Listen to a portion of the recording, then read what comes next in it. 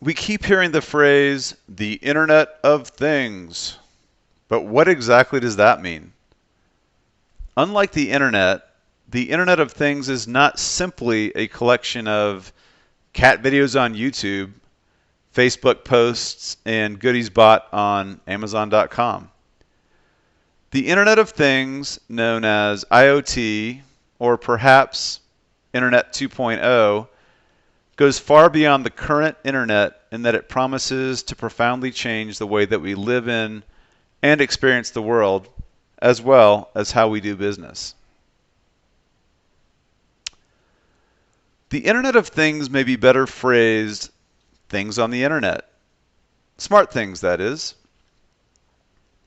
IoT is all about the current exponential rise of tens of billions of tiny, smart, and cheap Internet-connected sensors placed all around the visible and invisible world.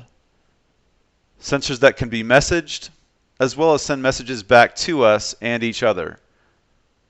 Sensors that can adjust to you and your business and adapt intelligently.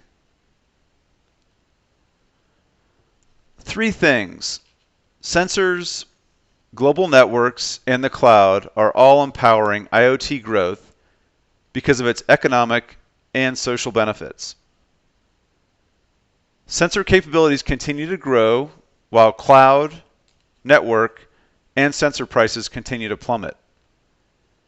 IoT sensors are really good at one thing: measuring the data in systems and reporting those measurements to a centralized cloud that has a deep analytic infrastructure capable of computing enormous volumes of data at light speed. For centuries, we have had inefficient data collection around business operations, manufacturing, and engineering. How do we instantly know that what we made is working like it was intended in the real world? We don't, until now. We can finally eliminate operational inefficiencies, productivity losses, and even improve health and safety risks. As the saying goes, if you can't measure it, you can't improve it. Now we can. IoT gives us the measured life. As an example, let's consider a hospital that wants to improve the lives of asthmatic children by sponsoring an IoT project. Imagine a cloud-connected infrastructure of wearable smart sensors that constantly measure heart rate, respiratory rate, oxygen saturation, and activity level. The hospital can give the children and their caregivers a much higher level of near real-time care and oversight. This is all based on a reusable IoT architecture that involves a project sponsor, in our case the hospital, that wants to oversee a population of things, in our case the children wearing smart sensors. These sensor-connected things are then introduced to a vast cloud computing infrastructure that can nearly real-time process, store, report, and alert on millions of streaming data points. This is all based on the business requirements of the sponsor and benefactors, which in our case is the hospital, the children, and their caregivers.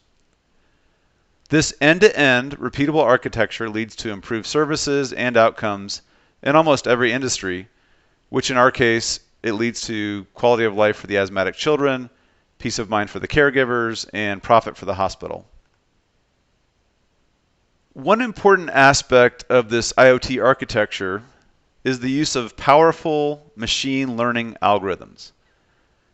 Machine learning services can inspect each packet of data flowing through the cloud and can create algorithms on the fly that can learn from and make predictions on the data as it streams by.